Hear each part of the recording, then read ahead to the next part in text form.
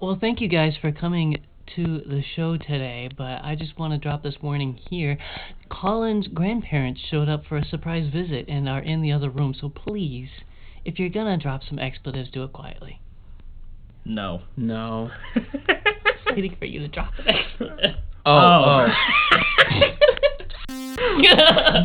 Why buy a comic that would cost more than a dime? Come meet the brothers who are here to waste your time. So welcome back to the Dime Comic Bros podcast, where three broke jerks just sit around a mic and word vomit. Yep. I try to put some thought into the stupid stuff I say. Yeah, me too, but You sometimes definitely it just got comes some out. thought. Sometimes it just comes out as rambles. Also, I am a thought. You are. big thoughty. Aha. Aha. Towards the mic. Aha. Okay, so we're just gonna jump. Actually, no, wait. We're not gonna jump right into the news. We actually got a piece of mail. I can find it. Give me a sec. I didn't save it. You didn't put it in the archive? See, now I archived it, but on mobile, it's really weird to find archives. Now, everyone listen.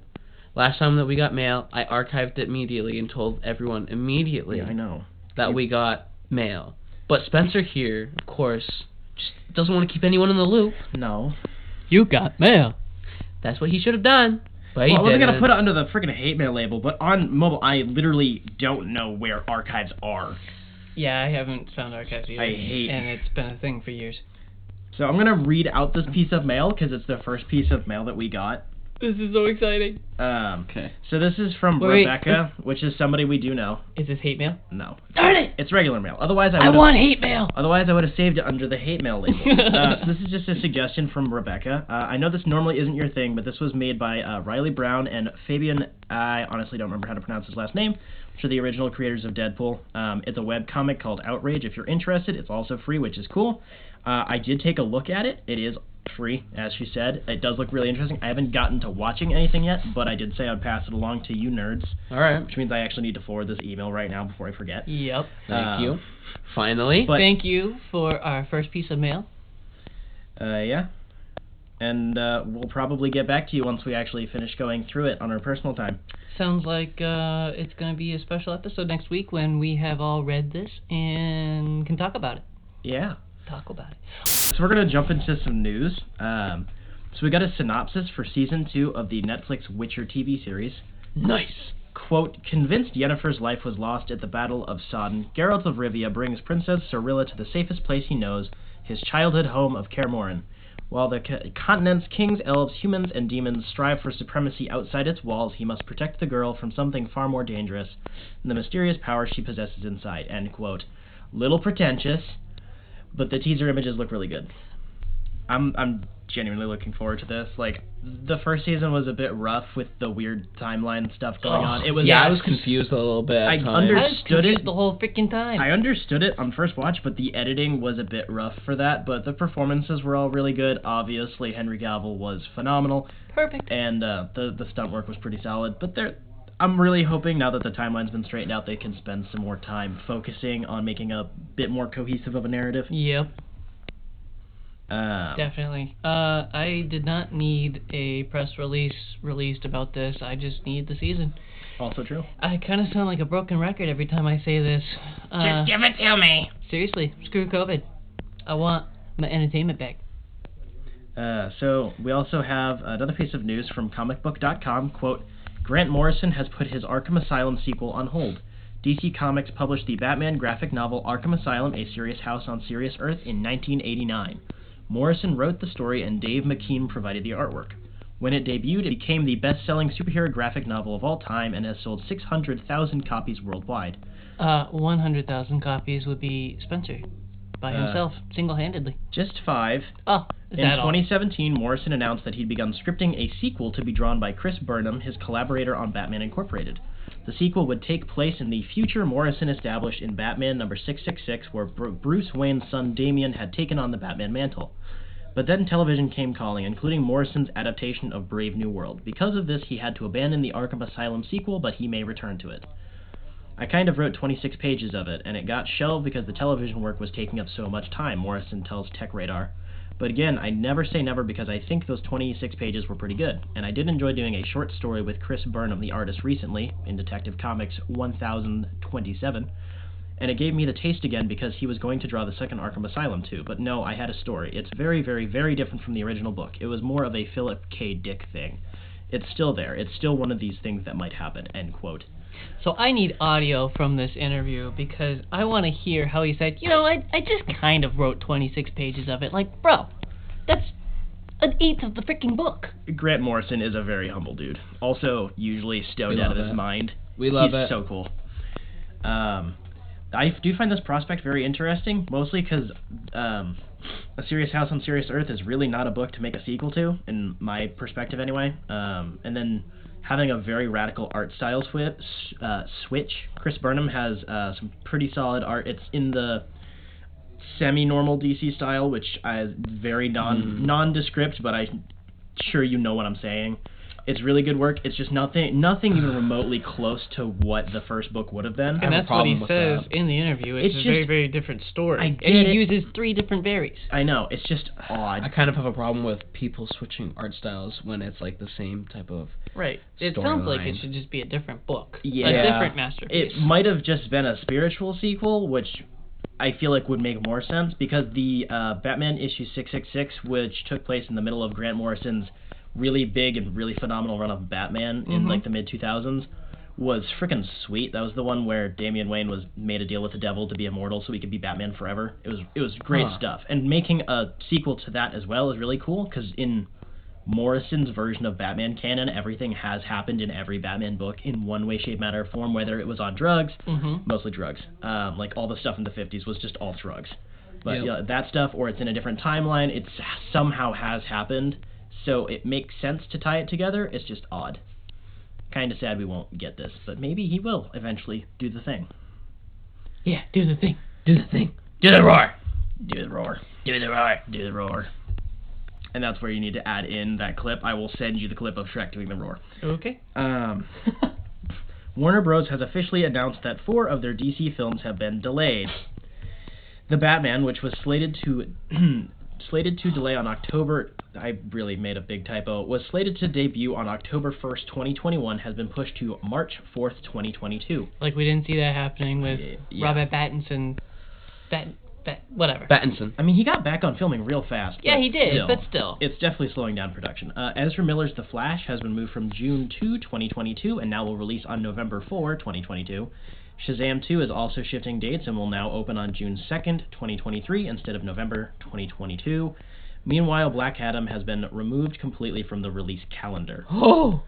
Which, there's been more stuff going on in the background with Black Adam, so it's not like they're canceling it, but they're definitely giving it way more time. They're doing more casting and stuff. All right. But this was expected. Yep. It's annoying. I mean, you can't be too hard on it, though. They only pushed the Batman back to March 4th. Like, I mean, I really did want it to be a Halloween movie. I really too. was looking forward to that, but March is a good secondary release for something like that. I've always liked March releases. It's not super busy. Right. But it's, there's still stuff going on. Because, BVS was released in March. And no, I did not know that. It was. That's when I watched it. So this kind of stinks, but this is expected. Nothing really to discuss. The Hollywood Reporter broke that Doctor Strange will be in the MCU's third Spider-Man film. Perfect. This is really weird, because something that's been driving me crazy about the internet right now is the original article cited he will be in a mentor role, and then Spider-Man Twitter got really triggered, which is understandable, because at the end of Far From Home, we're like, Spider-Man is out of needing a mentor at this point. Right. So it might have just been they were just talking up the fact that they knew that he was getting cast, being put in the movie. I think doing Doctor Strange was kind of expected. It was either going to be Doctor Strange or a Skrull thing to explain Spider-Man's identity crisis going on. So that's neat. I would honestly prefer just to have a plain Spider-Man movie with nobody else in it, but I really, really like Doctor Strange, so this is fine. I'm into it. And the fact that people are making this immediately it's tying into the multiverse is really dumb. Because the only way to construe it that way is Doctor Strange is involved in WandaVision, potentially, and Doctor Strange in the Multiverse of Madness, thusly, Spider-Verse. Dude, get a life. That's not how logic works. And also, making the third Spider-Man film a multiverse film would be really stupid. That'd be rough. That'd be really dumb. And also, you yell, "Get a life," as you're yelling into a microphone about a comic book movie. Hey, at least I put on real pants in the morning and don't wear sweatpants. Moving on. So this is the last piece of news, which I find very interesting. Oh, really? Just broke a couple hours ago. From thehollywoodreporter.com. Breaking news. Quote, HBO Max's Green Lantern series has powered up its lantern, landing its showrunner. Seth Grahame-Smith, the Abraham Lincoln vampire hunter, novelist turned screenwriter of such movies such as the Lego Batman movie, will act as showrunner of the DC comic-based series and co-write the inaugural episode with Mark Guggenheim, the co-creator of DC's shows Arrow and Legends of Tomorrow. I was going to say, I've heard the name. Yeah. Lantern, which is a weird name, a 1-hour drama, has been given a 10-episode straight-to-series order. It hails from Berlanti Productions and Warner Bros. Television. Greg Berlanti and Jeff Johns, the comics author-turned-DC show creator, were involved in the 2011 Green Lantern movie, as was Guggenheim. While the movie didn't shine green at the box office, the show is being seen as a way to course-correct and reintroduce one of the longest-lasting names in superhero comics. The makers are describing the show as a saga spanning decades and galaxies and will feature a host of Green Lanterns, the galactic police officers that patrol the known and unknown universe. The show will focus on Earth-centric Lanterns Guy Gardner, Jessica Cruz, Simon Baz, I believe is how you pronounce it, and Alan Scott, and will also have alien lanterns such as fan favorite Kilowog, Yes! also Ooh. as well as Sinestro, a former Lantern now turned villain, end quote. Yes! So, Spencer, out of all the people that I know that you must be your pants over this. I do like Green Lantern, yes. I am quite excited as well, because Show us your excitement. I didn't mind the movie. Same. It wasn't great, but I didn't mind it. Oh my gosh. You guys It's didn't mind the movie? It's not that bad. Like, it's not good. It's not great. It's No. fine. No, by you guys saying that, it makes me feel like a normie now. Wow. So, I had a couple of things when I read this. One, they're already introducing some of the most recent Earth-based Green Lanterns, which I find very interesting. They're doing Alan Scott, who was the first, who wasn't actually part of the Green Lantern Corps originally. He was, like, honorary made a member because he's actually powered by magic, which is a whole other thing. They'll probably just make him a Green Lantern. And also the two newest ones. So, will he not be able to pick up wood in this movie? I really hope that they don't even go there. But I hope they do. That'd be so funny. That'd be really That'd weird. just be so funny. Like, he can't Weakness pick up is anything wood. yellow or wood.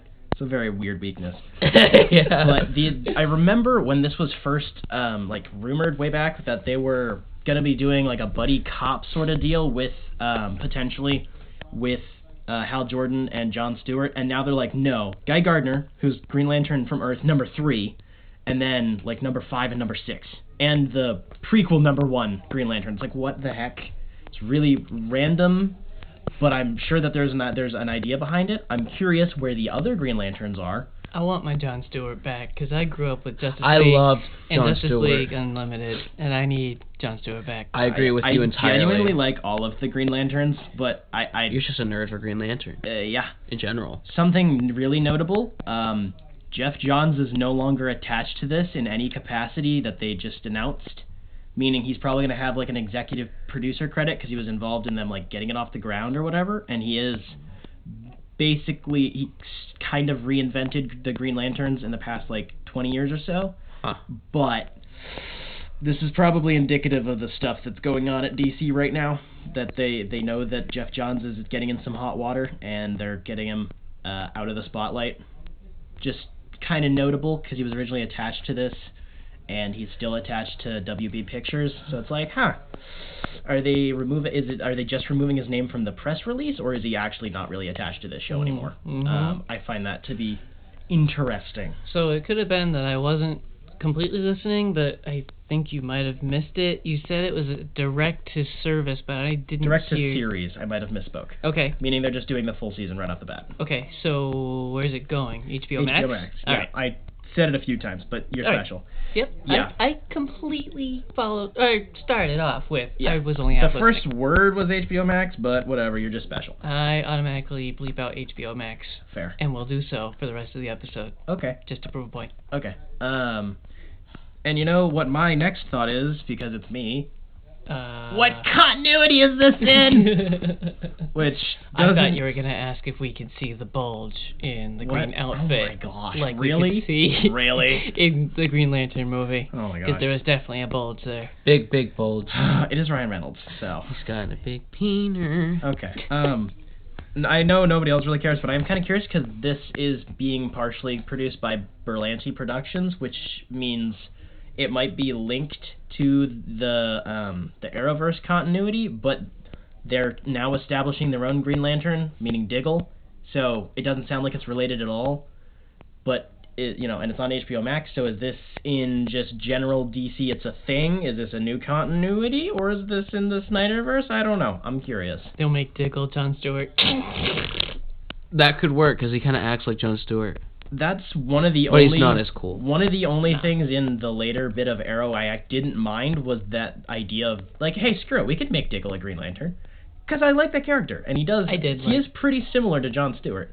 But also, do we really need to condense black people into making less black people? I feel like that might not look good. I was gonna cut that comment, and then you guys took it, and now I don't know what to do with editing on that. And just leave it in. No, it's good. So that's the end of the news.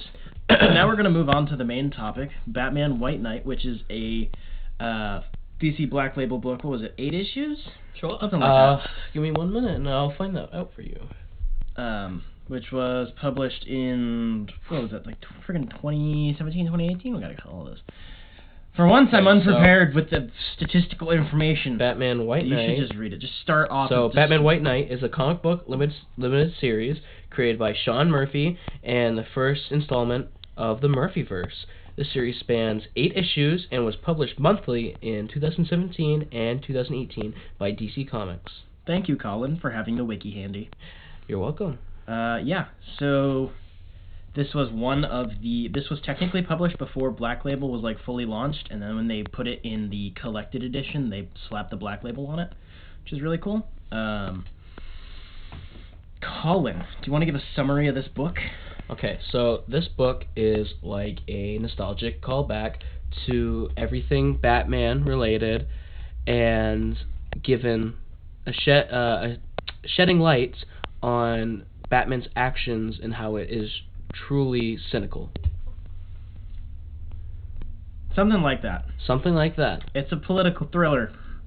So basically, Batman is pursuing the Joker, who apparently is taken over some sort of a pill factory, something along those lines. So yeah, Joker has led Batman to a factory that made these that produced these pills. And I don't know, I forget, I haven't read it in a little bit, but I do know quite a bit about it. Joker basically told Batman to like give him half a second so he can down these pills, and Batman's like, oh, you want the pills? I'll give you the pills. So he basically snaps and shoves like an entire bottle of pills down Joker's oh my throat. gosh, I totally forgot about that. In front of the entire GCPD. Uh-huh, and Barbara, and Nightwing. Yeah. Can I start being a boomer yet? Yes. So, immediately, I didn't like that, because it was like, it felt like they were trying to make Batman a bad guy in the opening shot to set up this story. It just felt forced. It didn't. There was no reason for it. Like the pills down the throat. I said it first. I don't know. Like, they really worked hard to set up Batman as a bad guy instead of using a decent example that we've had before. Like, I don't feel like you really need one, though. Like, when I was trying to defend the Tim Burton Batman, and you guys were like, he's kind of a murdering asshole in that. And I was like, oh, yeah. Yeah, there's no pretext given that he had a no-kill rule and that he's breaking it. It's just a given that he just murders people in that movie. Okay. I just think that they should have taken some well-established actual Batman things instead of setting him up like they did here. It just felt out of character for him. I'm curious how you would present that for you, because this is an entirely new universe. Like, it's loosely based off of a few things, but it's pretty unique. So how would you set that up? I have no idea. Now listen. I don't write comics, but it's like you guys had so many examples for me when I was trying to defend Tim Burton's Batman. So hear me out for a minute. minute. I hadn't thought about it before. So if we look into that comic, we see that there's a lot of homages and nostalgia of everything Batman, including mostly BTAS. Including, yes, there's BTAS, but there's also all the Batmobiles, all of them At from the the end. different movies, not just at the end, but Right. like they show them. Yeah, it's got some and so that important shows stuff in it. you that the whole point of this is that you shouldn't have already established like this Batman's bad. You should already just take into account that Batman's done weird some shady stuff in this movie and that movie and this comic. So I feel like it's more of a comic for avid comic readers. Well, that's what I was actually going to didn't say. think about it that way. I was like, if they had done, I don't know, something. It just felt out of character. It felt like an extreme case where the first time I read it, I was like, wow, where did this come from? Like, he's wicked violent and just snaps. Well, like that. I mean, when So, does Batman not do that? You know, he very frequently goes just before killing the Joker all the time. Okay, so if you look in the beginning of the comic, it actually does have a build up into Batman, because first you see Batman with the Batmobile. He's going off of rooftops like he has in recent movies, like the Nolan verse, where Batman's Batmobile is treading rooftops, and Barbara's like, "Don't you think there's people in there?" And Batman's basically saying, "Oh, I don't care. That's just gonna happen." And after he got out of the Batmobile and he was chasing Joker on foot, he pushed a police officer that was trying to help him right out of the way. He could have just like jumped over him. No, he just like physically pushed him. So there was a form of build-up to show you that this Batman's an asshole. I feel like I find it funny that Jacob was the one who kind of told us before we started rolling that we need to summarize before we start talking, and then as soon as we started trying to summarize, he had to butt in with an opinion that we had to rabbit trail down. I find that very ironic. I think that's what happens to us. Should we finish summarizing? I thought we were done summarizing. No. Okay. All right, Batman forces a bunch of pills down Joker's throat, which apparently the Joker had planned for him to do to some extent. So the GCPD doesn't really trust Batman that much, and the Joker basically goes back to being a regular dude. Like, he gets thrown in prison and then wakes up back as Jack Napier, the man he was before he turned into the Joker. And then he, as the title says, basically becomes a white knight for Gotham in a sense. He goes through the political system and manipulates it outside of the realms of morality, and just tries to basically do what a lot of apparently smart people think, that Batman should just work within the system of the law and just give them all of his money because that'll fix the problems. That's basically what Joker is doing. Mm-hmm. He is trying to be a better Batman through an entirely different means than Batman is, but it's shown that both of them go well outside the realms of the system and morality, and just because Joker, through the series of events in the book, gets quote-unquote results, he went outside of the system and did lots of really bad things to get there, like a really, really corrupt politician. Mm-hmm. And then probably the biggest factor of the book is the fact that there's actually two Harley Quinns in this universe. When Joker kidnapped and beat and potentially killed Jason Todd, the original Harley Quinn left him, and then some idiot just fell in line and replaced her, and Joker never even noticed the difference. So, when Joker turns back into Jack Napier, the actual Harleen Quinzel kind of resurfaces, and then comes back to Jack's side, and then the replacement Harley Quinn just kind of snaps and becomes this Neo-Joker character, and tries to take over Gotham and basically just be Joker, but a woman, sort of. It's kind of complicated. It was weird. Kind of cool, though. Yeah, no, it worked. It was just weird. I really liked that the whole villain character was set up in the book. Like, it really solidified that this is its own continuity, and I didn't need to read something else to understand both Harleys and whatever the frig. It was all self-contained. Mm-hmm. Yeah, no, that was definitely good. I really enjoyed, so Jack Napier teams up with the GCPD and Batman and the Bat Family and Harley Quinn to take down Neo-Joker. They do, and then Jack Napier turns back into the Joker after marrying Harley Quinn, and he's stuck in prison. Basically, the plot of the book, in very weird terms. Something I really enjoyed was the fact that Harley Quinn is a really, really big part of this book. Mm-hmm. But it's not like, hey, it's Harley Quinn! It's like, no, this is like an actual character with depth and feelings and a She personality. was really good in this comic. I quite enjoyed her role. They really leaned into the fact that there are only 2 people on the planet who really understand Joker, and that is Harley Quinn and Batman. So they have their own weird connection there because they're the only people who really understand what the Joker does and is. Yeah, so it's kind of it's, as Colin said, a bit of an homage to Batman the Animated Series, plus the Burton movies and some other stuff thrown in there, but like artistically speaking, it's like BTAS, but really edgy. Which I like edgy. Not gonna lie, I'm a little bit of a 13-year-old boy. So it is kind of like BTAS in the art style a little bit, but I think the artist, Sean Murphy, did that more so with this than his other works. Yes, absolutely. It was definitely intentional. But there is something that I noticed about his artwork that does bother me. Really? He's one of my favorite artists, but there's something that bothers me about what he does. What? His head shapes and his faces, so his antagonist and his protagonist faces, they're like the same in almost every comic. Yeah. So I read another one of his comics I'll talk about later, but like the protagonist, like head shape and like, and with like his hair slicked back, look just like Bruce Wayne. Mm-hmm. And his that was his protagonist. His antagonist looked just like the Joker, but like robotic. Yeah. And that kind of bothers me, but I'm also thinking, well, that's kind of what artists do, because if you really look at Mignola... I knew it! There we go. There we go. Because when you look at Mignola, all his like face head shapes are pretty much the same, except for Hellboy and a couple others, but he does the same thing, and it's just like an artist trait, I guess. So I'm less bothered, but when I discovered that, I was bothered quite much. So yeah, no, I definitely get that.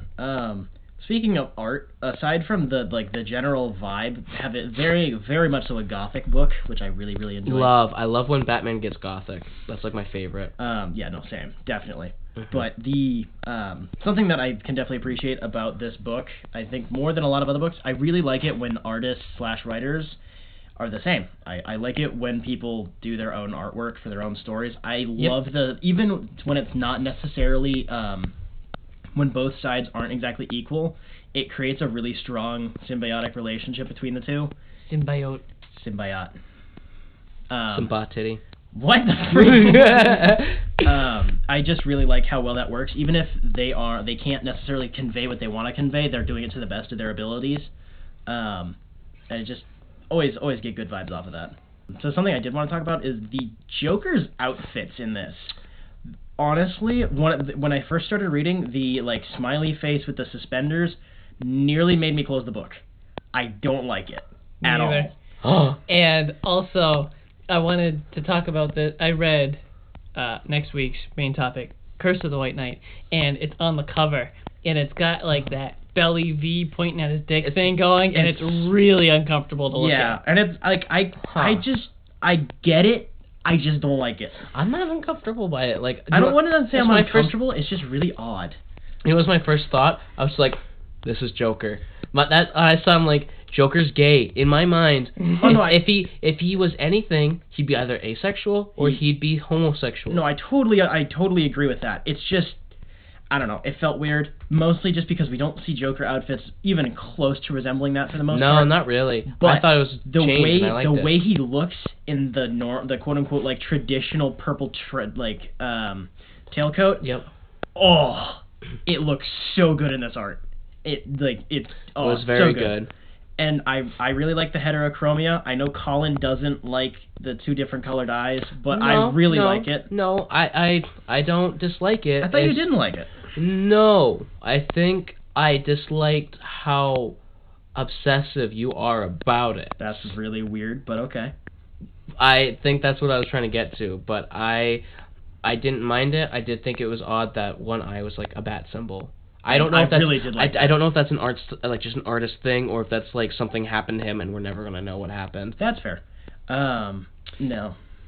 I noticed, again, reading Curse of the White Knight, that every time he is the Joker, his pupils are Batman symbols, but having just sped through regular old White Knight, like as you guys were talking 5 minutes ago, There was only a couple of times that the Batman logo was his pupil. Was that because it was a close-up shot, or was that because in Curse of the White Knight of the Joker? Yeah, so I think maybe the reason why they didn't do the symbol was just because you can't see it. Yeah, you can't see it, so there's no point in trying to do it. Yeah, but no, the something which when I first read through the book, I totally understood the decision, but I didn't really like was like the core concept of the book was the whole Joker being a person and the Joker.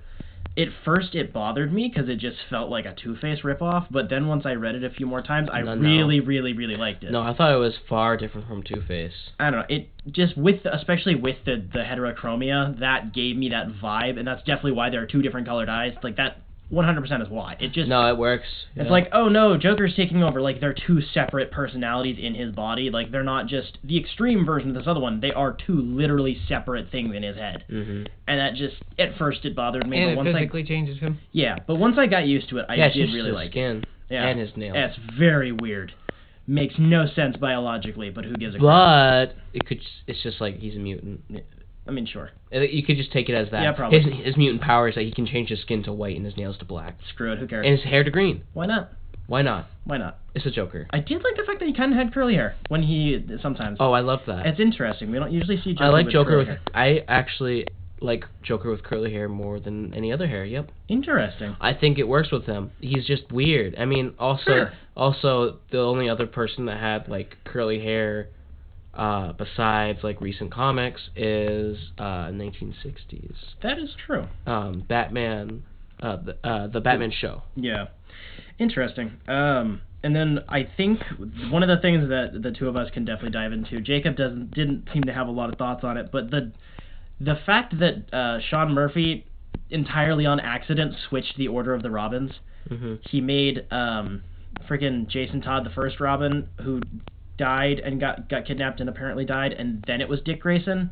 So I find it really funny. He said I think it was either it was somewhere in the book or online or whatever in an interview. It's like, yeah, I totally forgot the order when I was writing them, so it just made it different on accident, and that was really cool. That's so baffling to us, but like I think to a writer, it's just like no, it makes sense. It just happened. Just it's a big oops that you don't really catch, especially because he does his own art. So there's only, I believe, the colorist and the inker on the book were like the only other people that worked on it. I don't think he had an editor. I might be wrong. He might have done his own editing. So it's just an accident, but it gives it a different sort of texture to it, because the first Robin got kidnapped and died in Batman's eyes. That's rough. So it explains why he has much more stern, stoic approach with Nightwing and Batgirl afterwards, because he's already basically had a son die. Yep. His first son. Yeah, which makes it even weirder, because, like, dude, stop adopting children. Your first one died. Like, why'd you get another one?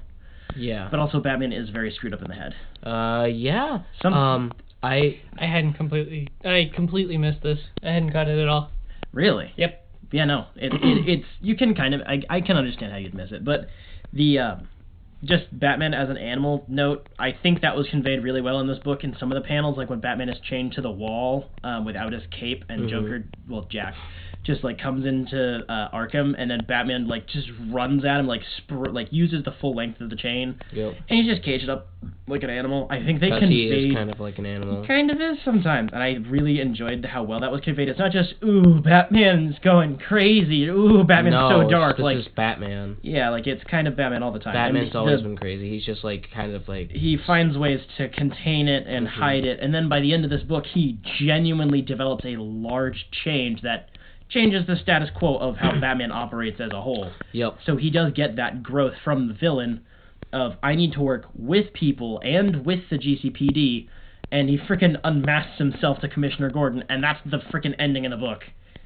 Oh, that was such a good cliffhanger. Well, not really a cliffhanger, but like that's a great ending. Yeah, I thought it was really because good he gets his trust back. He works with the people that he's kind of worked with for like 20 years or whatever.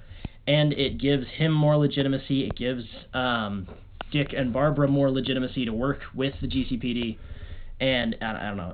That's a really big status quo change for Batman that very rarely happens in most continuities. Batman almost never is on a first name basis with James Gordon. That doesn't usually happen. I really like that. So Jacob, do you have any more thoughts on this book? I read it digitally, and after having read Curse of the White Knight, I feel as though I should go back and read White Knight with one of your paperbacks or hardcovers if that's how you bought it, because Curse of the White Knight is freaking beautiful. Oh yeah. Beautiful artwork. So good. You know, definitely, I think viewing it on a screen does it a disservice. Yeah, I got cheated in that way. Yeah. It was one of the other comics that first got me into like reading comics constantly, because it started out with Hellblazer and then Hellboy, and then I got into like, why not do Batman stuff now? I've always liked Batman, but I never really went into the comics. Because it's Batman. Because there's so much. There is a lot. And just as a kid, I was like, I'm okay with my Batman animated series and live action shows, but this book is close to me in that sense. One really, not necessarily really random, but on the note of Harley and Batman kind of having a bit of a connection outside of their, like, you know, pre-established relationship of, you know, him beating the snot out of her multiple times. It felt like there was a plan there, something that's gonna like go into the future.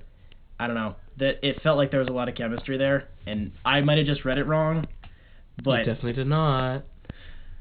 I wasn't gonna reference the next book because I genuinely had this thought well before Curse came out, so I can't. I'm trying not to talk ahead, but I knew it. Anyway, That's all we needed. Yeah, no, I all you had to say was there was a lot of chemistry there, and I knew it. That's all you had to do. Yeah. I'm into it. Yeah, no, very much so. So does anybody, you guys have any more thoughts on this book? No, it was really good. I enjoyed it. It got me into Sean Murphy's art, and now I'm reading more of his stuff. He's got some really good art. Yeah, he does. He really does. Terminal horny. Yes. Just Every comic artist. That's just like Bruce Timm. That's the comic. That is the comic industry. It's just really, really horny people doing art. That's just the way it goes. I got nothing that isn't gonna spark controversy. So. Ooh, what sort of controversy is? You already know. Oh, that. Okay, so we can cut that. We can cut that entire tangent. Batman's freaking political thriller. You're gay. So we're gonna jump into what we've been reading. Colin, what have you been reading?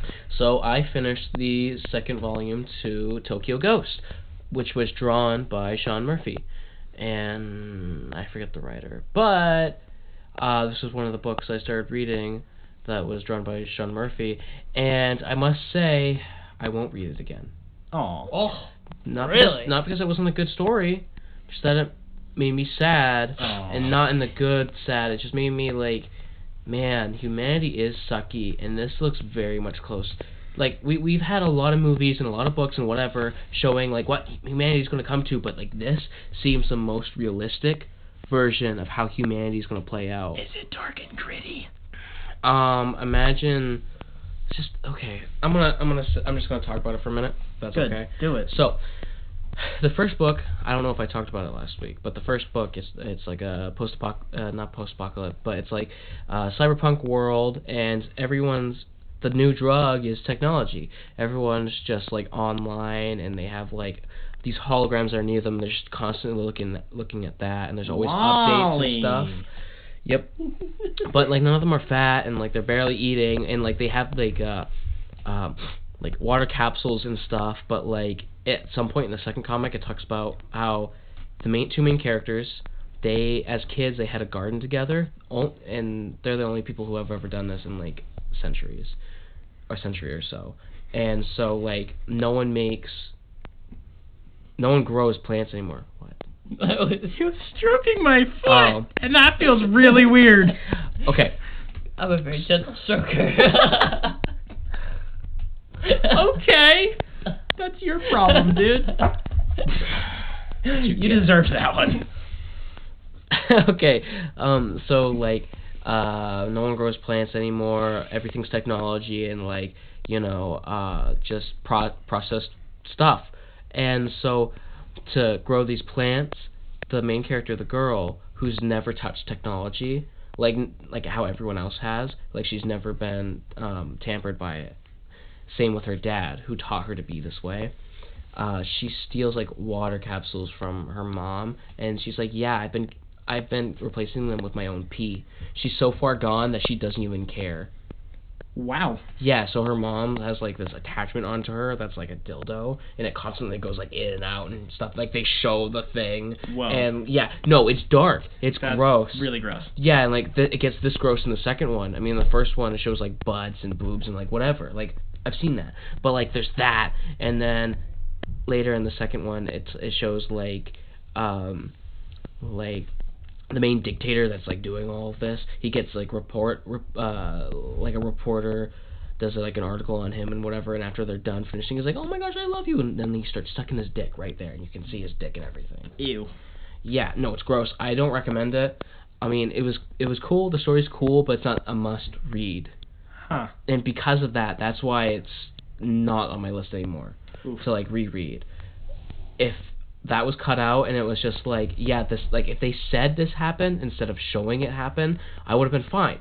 People do that and it's tasteful. That's a weird word to use. So like we were saying with Dread, it would have been, or it was good because they let the imagination fill in some blanks. Yeah. Like they left it not extremely graphic. No, they showed a little bit of but graphic they hinted in that. at what was going on, so you knew what was going on without seeing it. Yeah. Yeah, so you didn't really have to see it, and I'd rather not see it because that kind of like messes me up and makes me not happy. You saying you don't want to see dicks? No, I don't. Not like that. That is the point that I'm getting here. I definitely concur with Colin. I'm like, you don't want to see dicks either? I don't. I'm morbidly interested in this book purely because it freaked Colin out, which Yeah, means me I too. want to read it. But Yeah. like, Yeah, that does take a lot. I would be willing. It does take a bit, doesn't it? Yeah, to do that I'd be to me, willing huh? to bet I'm gonna end up agreeing with you. Yep. Same. Any more thoughts? It was just surprising just to see it because I just opened it. I'm like, oh my god. What publisher was it from? It's Image Comics. They do have a That lot more explains graphic it. stuff Yep. compared to Dark Horse and Yeah, it's some of Image. the other ones. That's Dynamite. weird. Jacob, what have you been reading? I borrowed Colin's copy of Batman Year 100 by Paul Pope. How'd you feel about it? Yeah, that's fine, I See? guess. Yeah, that's how I felt. I really didn't like the artwork at all. Really? I think I can somewhat agree with you on that. There is an explanation for it, though. I couldn't put a finger on it while I was reading it. It was like, and I meant to do my research on this. Hang on. You mean because everybody looks like a freaking zombie? Their flesh is so gross. So I felt like it was kind of Picasso-ish. There were no straight lines. Everything was like wavy and kind of wonky looking, almost like the whole book Which is a sketch. was psychedelic, I guess, but it wasn't.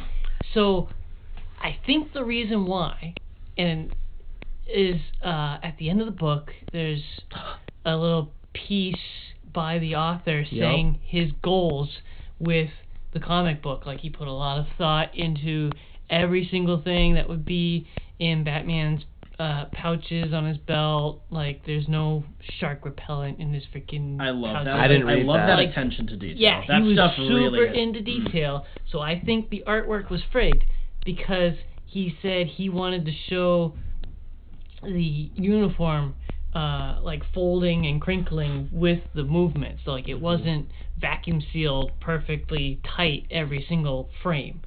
So I think he was trying to add those crinkles to the clothing and stuff like that, and it just came out really, really Too many weird. wrinkles. Yeah. There is It wasn't such clear. thing. It was all kind of So, grayed like, out. With wrinkles when like you're drawing. old man testicle type wrinkles. I or just haven't testicle seen wrinkles old in man general. testicles. I work at a gym, But, so like, I have to walk in those locker rooms. You can see how Colin's sitting right now. His shirt isn't flat and No. vacuum sealed. It's got Yeah, those so, like- wrinkles. So with those wrinkles, folds. with real wrinkles in like shirts and such, people like to exaggerate, think that like there's more wrinkles than there are, and this is something that's actually a part of like learning art and how to do art. Or you want like 2 to 3 or 4 wrinkles. Like 4 is max. Right. Like you want 3, and then everything else should be like shadow. Right. And or like Yeah. a darker color of things. So yeah, Like even I found that was Batman's like, mask unattractive. has 100 freaking wrinkles in it, and then you add shadowing to it, and it's just a mess. Yeah, I felt like the whole thing was unfinished sketched and then just colored and inked because they were running out of time. Huh. Interesting. That's how I felt. So I'm glad that you kind of feel the same way about it. Yeah, so it's fine. I wouldn't suggest it really to anybody. Kind of wish I didn't buy it. Yeah, I feel That's how that. I felt. Yep. See, I'd offer to buy it off you because I've read it and I like it and I want a copy, but if they re-release it as a Black Label book, I want the Black Label version, so I won't buy the other version. I also accept trade. Trade a comic what? for a comic. I don't know. I don't have anything I want to get rid of. Exactly. Man. That's the thing, is I like all the books I buy. Yeah, I thought I was gonna like this because I saw it on. I have a Pinterest and I use it to like find colors and art and like ways of drawing, and I found it on Pinterest. I found one of the panels on Pinterest, and I was trying to get into it, and Spencer's like, "Oh yeah, that's year 100." I'm like, "Okay, I'll buy it." Because I was like, "Oh, this is gonna be so cool," because I like really like that panel of art. And then I started reading the book. I'm like, "Oh, this is the shot. This is the shot." And then I started reading it more. I'm like, "Oh, this is ugly." Mm-hmm. Oof. So I read Doctor Strange: The Oath, which is a 5-issue miniseries from 2006, written by Brian K. Vaughan and illustrated by Marcos Martin. This is the best Doctor Strange book I've ever read. Wow. Like, I really like Doctor Strange. I've read a lot of stuff, and honestly, there isn't a lot, if we're being honest. There's a few really good series and some rough stuff, but this is, if I was going to recommend a single Doctor Strange book to anybody, meaning you two, this is the one. Okay, what's it called? Doctor Strange: The Oath. It's 5 issues. Because I've been wanting to get into It's just a little Doctor trade. Strange. It's a really good starting point. Basically, Doctor Strange got shot by a real bullet, basically. Anyways, it's a weird book. It has a little bit. It's a very mystical book. Obviously, it's Doctor Strange. It leans into some occult elements, but I'd say it's actually fairly light in terms of like color and general tone for a Doctor Strange book, even, which are usually on the lighter end of the magic spectrum. Like a Ghost Rider book is almost always darker than a Doctor Strange book. But in terms of the actual themes of the book, it's basically Doctor Strange, Stephen Strange, struggling with his relationship between the physical world and the mystical world, because he is in pursuit of this magical item that can save his friend's life, Wong, his servant / partner, whatever you want to call him. And it could theoretically save him, but it could also save all of humanity, because it's literally the cure for cancer. Not like a cancer, all of cancer. And then the thing gets broken, and there's like one dose of it, so he can either save his friend or bring it to a lab and reproduce it, so he can basically save all of humanity, but he will have to let his friend die. So it's him debating between his Hippocratic oath and then his oath to the mystic arts. But he took his Hippocratic oath not to do any harm to people first as a doctor, so it has a lot of his own personal convictions fighting back and forth, and it's really, really good. So, did he choose right or did he choose wrong?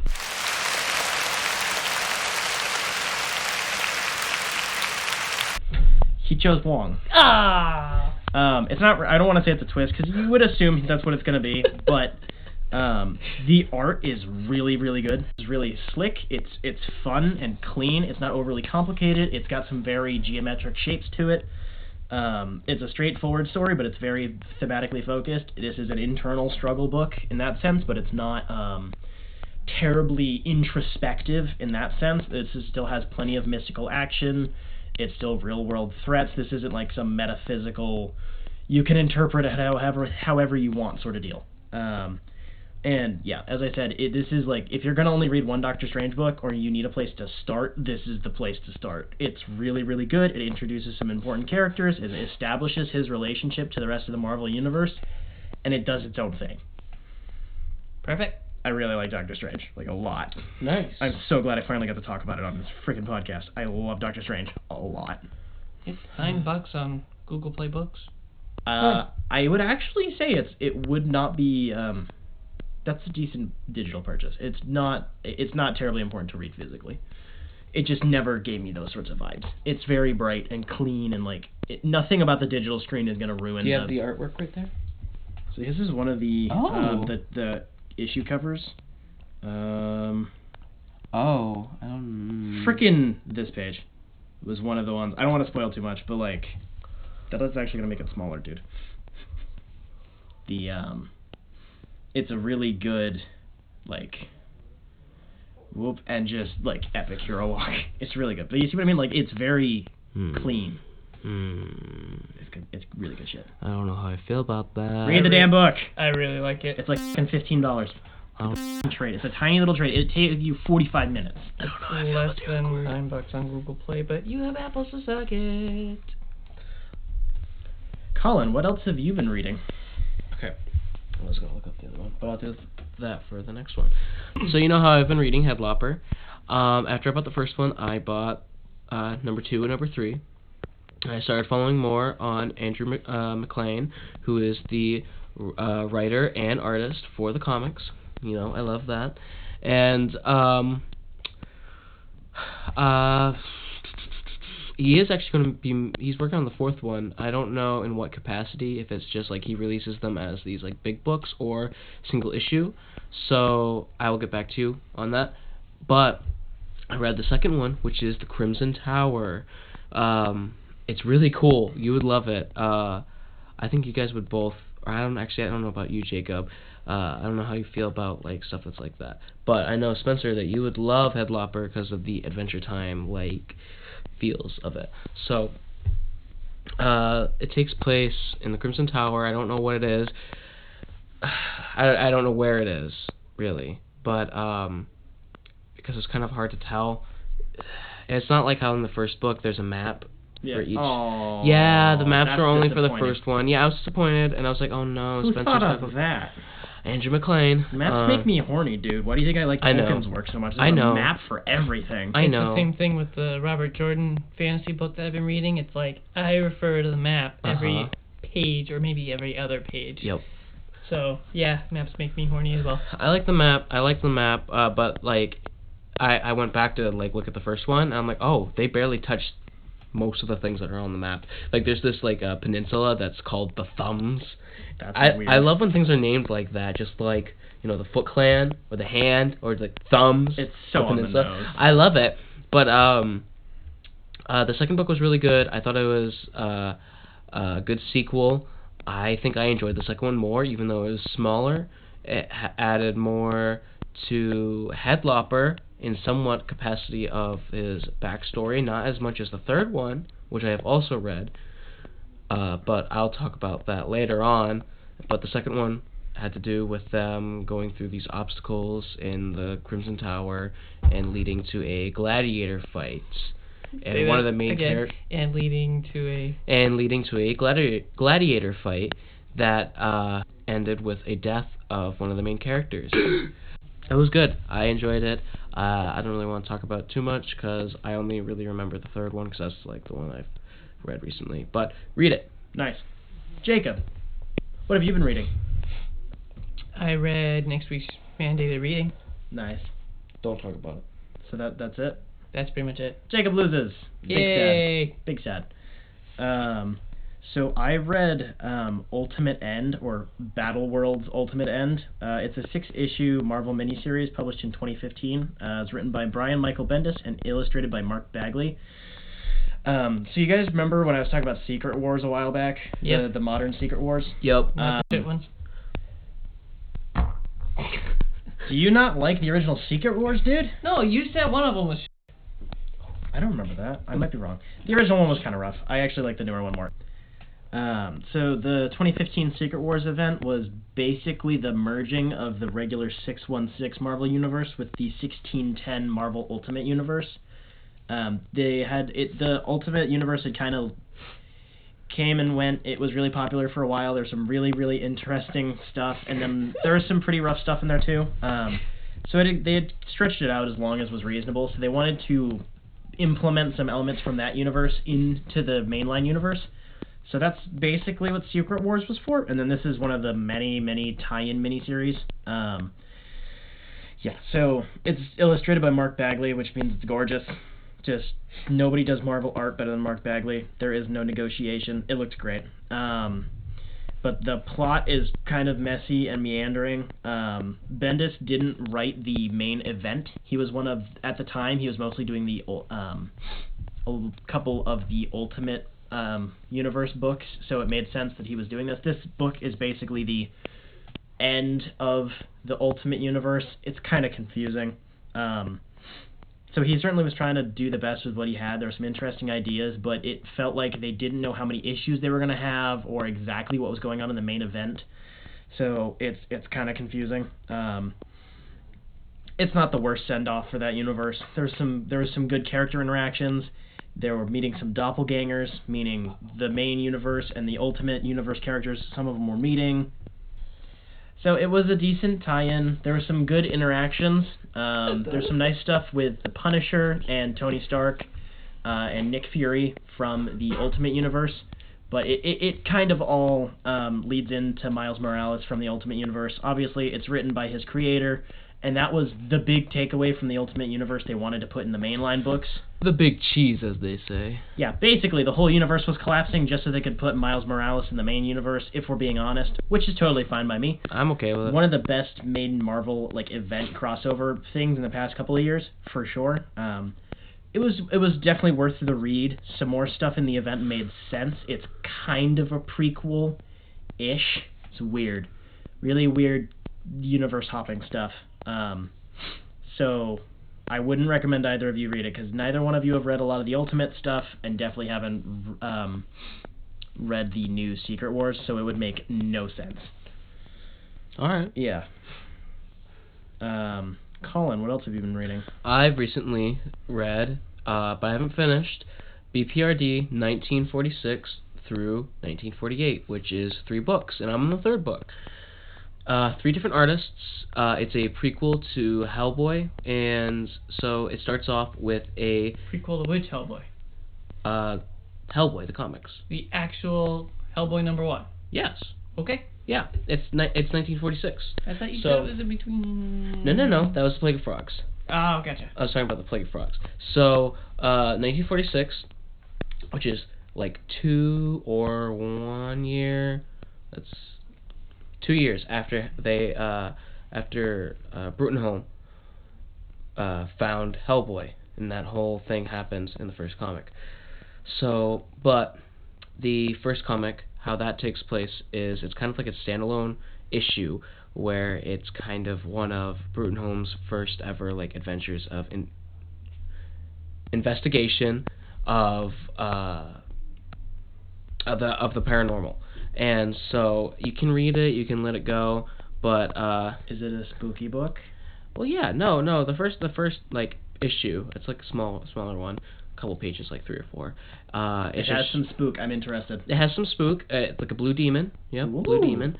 But it's to do with the inside of church and everything. You can leave it, whatever. But the rest of the first book has to do with BPRD starting up and dealing with the aftermath of World War II, dealing with the Russians, demons, Americans.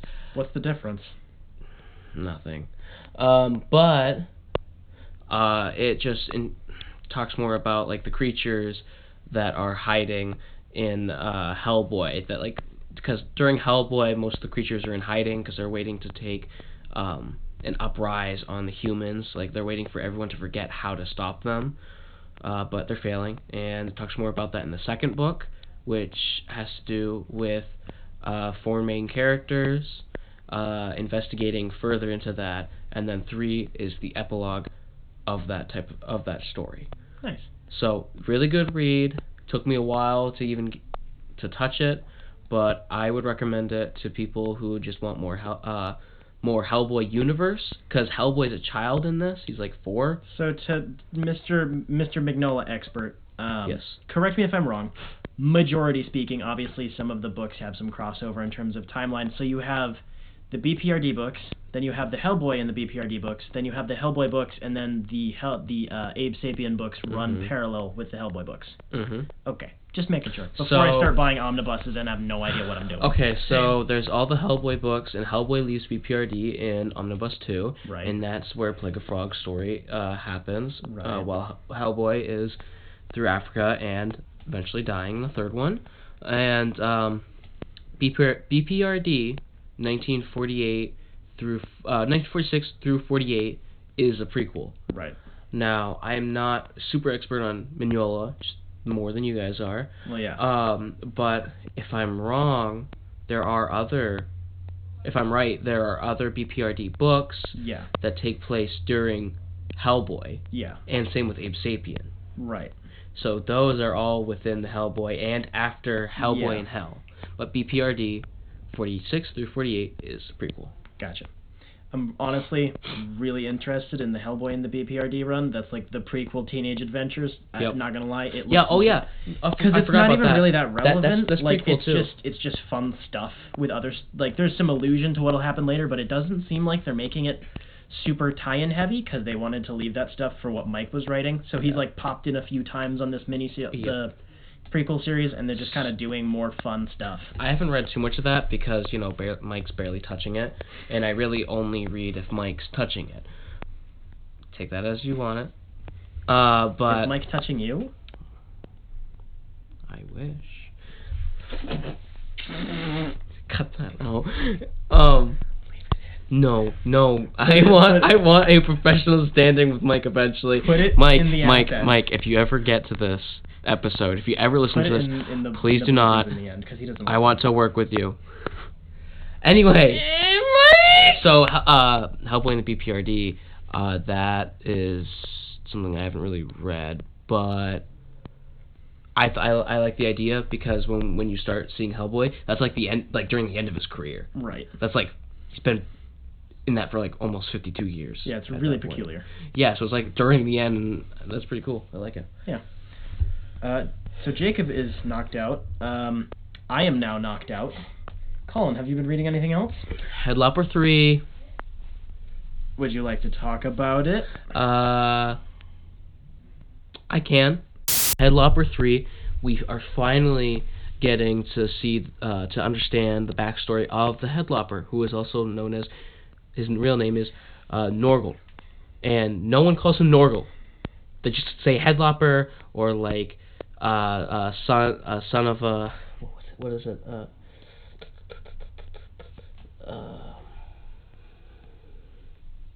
that thing called? The thing that's like human bull thing. What is it? What that's like usually in mazes? A Minotaur. Yes, son of Minotaur. Is it Minotaur or Minotaur? Minotaur. Okay, Minotaur. It's son of the Minotaur. Son of a Minotaur. But we finally getting to see backstory of like why he carries around this witch head that's alive, and she has magical powers. Not because she's a witch, but something happened to her within this comic.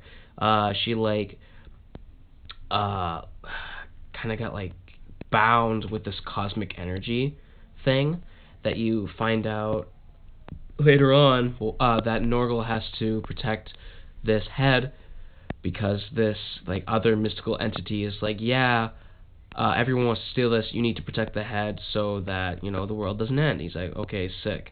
And so we have that, which is the main storyline. Finally, we're getting to understand him.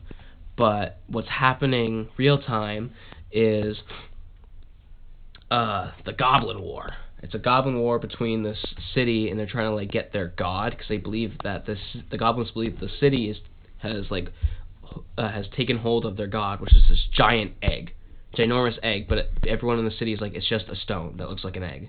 And eventually it cracks, and you see a giant toad. What? But it's like just skeleton. And then somewhere in the comic, I don't know what I missed, but I saw this like creature that kept like coming in and out of the comic.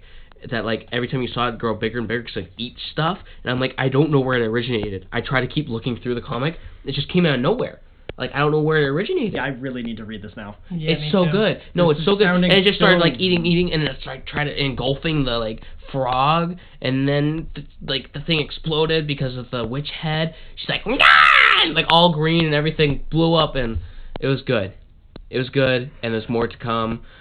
This sounds so ludicrous. It's so fun. It's so fun. It's Adventure Time, but like adult and decapitations. Adult decapitation and like Frog. like Hellboy in a way. Yep. There's more Adventure Time than there is Hellboy. I'll give. Ooh. There's like very few Is Hellboy. there a stretchy yellow dog? no.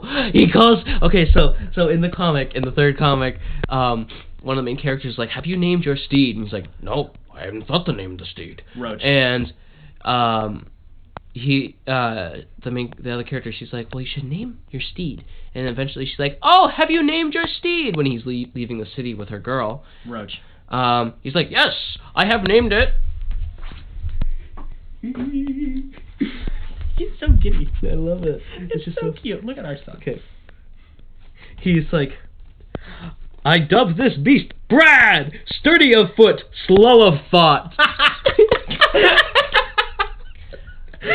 Wow. She says, Brad? Brad? What the hell is Brad? I wouldn't curse a rodent with such a moniker. You are a wicked man, Headlopper, cruel and wicked. I love the dialogue in it, too. It's just so funny because it's not just, like, whatever dialogue. It's kind of, like, to do with medieval, but, like, ours, too. But also Brad. Yeah, Brad. Damn it, Roach. Colin, have you read anything else? You're already the winner. Nope, I haven't read anything else. Winner, Wow. winner, chicken dinner. Colin, you get a bird. So, I'm going to start this round off. I haven't watched a single thing this week. Wow. Spencer, what have you been watching? I watched one thing this week. So I watched The Way Back, which is it's not comic book movie related. I know, right? It is Ben Affleck's most recent performance. Oh, yeah. Yeah, it came out earlier this year. It is about an alcoholic former basketball star who is now an alcoholic in his middle ages, who works a construction job and gets offered a gig to work as a high school basketball coach, and through working with the team and the organization behind the team, he kind of recovers a little bit. But something that I really, really, really enjoyed in this thing is he relapses really bad. He relapses multiple times. And he ends up getting kicked off the team, but he ends up getting the help he needs and going to rehab and repairing some personal relationships. You find out some more backstory between him and his ex-wife. So it has excellent direction and cinematography. I was genuinely impressed. Most drama films don't have anything incredible in terms of visual storytelling. Sometimes it's solid. It's just most of them don't have anything too interesting. I could watch Ben Affleck drink canned beer in his grungy apartment on loop for a very long time. With the way that it's shot and constructed, it's very interesting and just kind of colorful. It has sharp and grounded dialogue, which in a drama movie is kind of rare, particularly things dealing with alcoholics are usually kind of cliche. And the cast is really great with some really interesting characters, but it can't outshine Ben Affleck's performance. I genuinely think this is the performance of his career because of the deeply personal connection he has to this character, being a recovering alcoholic himself, who took this job particularly because he had just gotten out of rehab and gotten his life kind of back together. He's struggled with alcoholism for a very, very long time, and he recently had a really, really bad bout of it a couple of years ago. So it shone through, like, really strong. Like, when he was crying about it, it was real, and you could feel it. And he kind of played off some of the things in the film that weren't even super great. Some of the dialogue here and there was a little rough, the usual, and he still worked with it, and it played out phenomenal. It really conveys the repetition, anger, and underlying sadness of the life of an addict, but it doesn't make the protagonist really hopeless or needlessly charming. Like, it's just a little character flaw. Like, it's a huge problem, but he doesn't feel like the scum of the earth either. You really feel for him, but it doesn't justify how he behaves. As someone who knows people who are alcoholics and some recovering alcoholics, and as an addict of other sorts myself, I really appreciated how it was handled. It was tactful, but it wasn't, hey, he met somebody and he's now better. He's in a healthy relationship. Ooh, it was, He relapses. He gets kicked away from the team, and he can't see them anymore. Like, stuff happens. He has to pay for what he's done, but he does eventually find the way back, which was implied through the film. He said the thing. I know I said the thing. He said the thing! But, like, that was the point, by the end of it, is just him finding the road to recovery. Not finishing, because you're never really done with recovery, that sort of stuff. It's always a process. So I genuinely liked it. Probably the best drama film I've seen this year. Obviously, the options are a bit more limited, but it was really, really, really good. Like, strong recommend. Colin, what have you been watching? Also, that's because it's Bat Daddy, though. Just a little bit. That's It's what- the sprinkles on top. That's what got me interested in it, but that's just because I really, really like him as an actor. And then I was like, oh, this is a very personal film. I'm, like, quadruple interested. I started watching The Boys.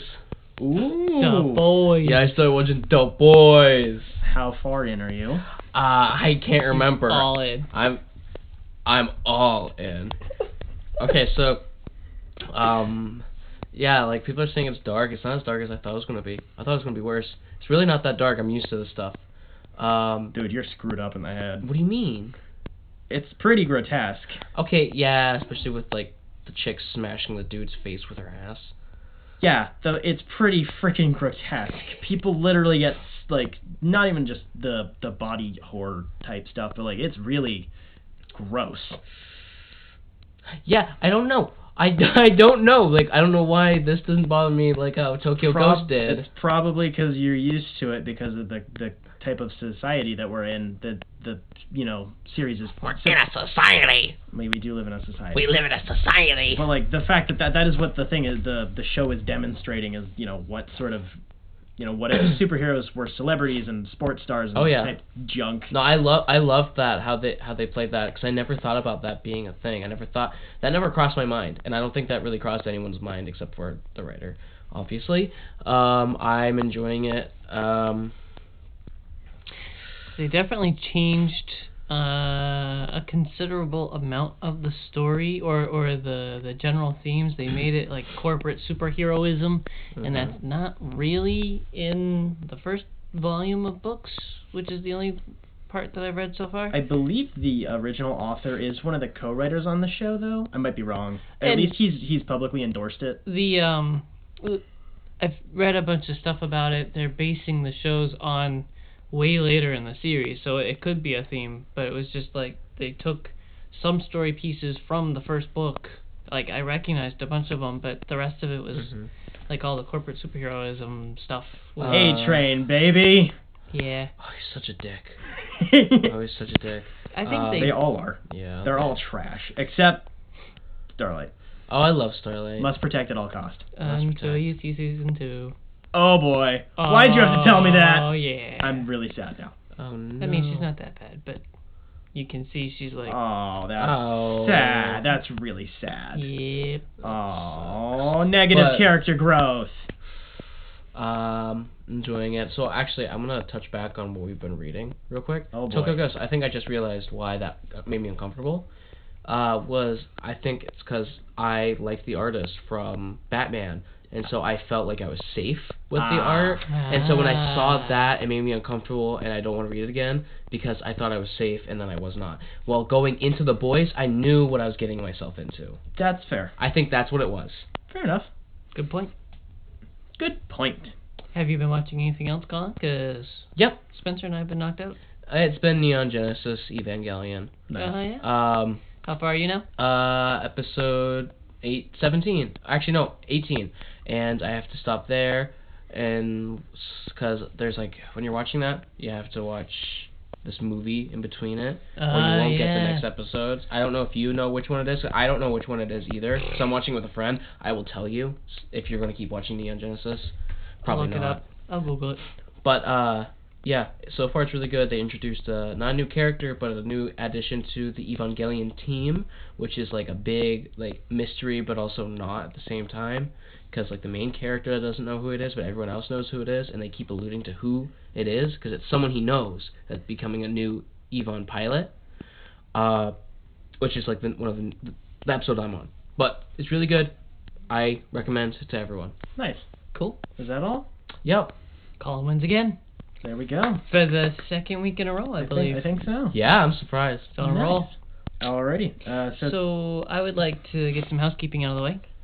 Unless you have other housekeepings. I don't have any housekeeping. I have some housekeeping. You have I housekeeping. would like to personally apologize for the sound difference in episode 11. We were trying some new technology that did not work as expected. The new technology is for when I start teleworking for this job. So we will get those bugs squashed, hopefully, and be ready for my teleworking. But for now. And for the next couple episodes, we are back to the old getup. Fair enough. Alrighty, so thanks for listening. You can follow us on Facebook, Instagram, and Twitter. Send us an email at dimecomicbros@gmail.com. Like Rebecca did earlier today. Thank you again. Thank you, Rebecca. Send us hate mail, memes, suggestions. I don't know, just post. I don't care. Yeah. Literally anything. We love it. Yeah. Check out our website at dimecomicbros.podbean.com. You can also check out our Patreon for all sorts of fun goodies, including stickers, topic voting, some commissioned art, and all sorts of other crazy stuff at patreon.com/dimecomicbros. And obviously, you can listen to this podcast where you're listening, and basically every other platform that you can find. We're all over the place. I have no closing joke. So then tease next week? So we are going to be talking about Curse of the White Knight next week, which is the So good. second edition in the Murphyverse of DC characters, meaning basically all Batman. And we said last episode, or a couple episodes ago, that he's writing a couple more after this, right? Yeah, That like is a Harley correct. Quinn. Oh No, he's not writing it. His wife His is. wife is. So he Wife's is wife. doing. He said he had a plan for 5 core books, and then DC has allowed him to appoint other creators to do some one-offs in the universe. So the only one so far, as I'm aware, is his wife is going to be doing the Harley Quinn one-shot, which honestly was a very criticized decision by a lot of people on the internet. Like, hey, he took the power to his head and made his wife do a thing, which is really weird, and I don't want to get into it, but looks interesting. I believe he's doing the art for it as well. She's just doing the writing. I'm down. And then, yeah, so he is currently writing Beyond the White Knight, if I remember correctly, is the title. It's in the future. And then there are 2 more after that, apparently, which is crazy. I don't know where else he's going to go after that, but I'm very down.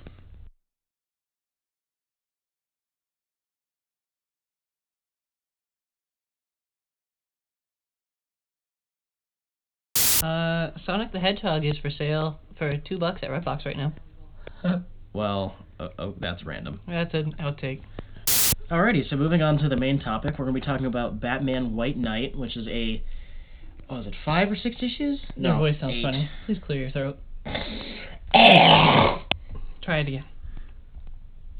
I hate doing that so much. Do I sound normal now? Yes. Yep. Yay. Okay. Holy crap. Titties? I don't remember the titties being there. That's why it's a black label book. That's literally the reason why they made it a black label Wait, book. Really? let me see. Yeah. Yeah, you want to see titties? They decided that was the line. Titties. Oh, yeah, dude. Yeah. I don't remember that. Yeah, dude. That was like the best part. Dude, okay, that Harley Quinn was awesome. Yes. Okay, we need to actually talk about it. Sorry, you had to cut that out. I remember this, though. Yeah. Oh. I really like that full page. I'm sure you did. No, not just that. No, because the overall story, that's rough. Uh-huh. It's so true. Anyway. Okay, let's start talking. He does that a lot. He goes... Keep talking. He just burped. And it smells so bad. Well, it's all getting cut. Yep. But I really like the Curse of the White Knight. Holy crap, I just want to lose all of that. I told you were going to like it. Because it's a historical thriller. Azrael had me Oh, freaking for yeah. me. Whoa. Not that much, but I oh my mean, gosh. That was so good. We need to not... Oh, yeah, dynamite. Oh, dude, don't want that. That's so bad. No, that was fine. It's not wet. Bullshit. It's not. No, it's just college. Whoa. Why are you on my bosom? Anyway, so it's... Dude, that's so bad. I hate you.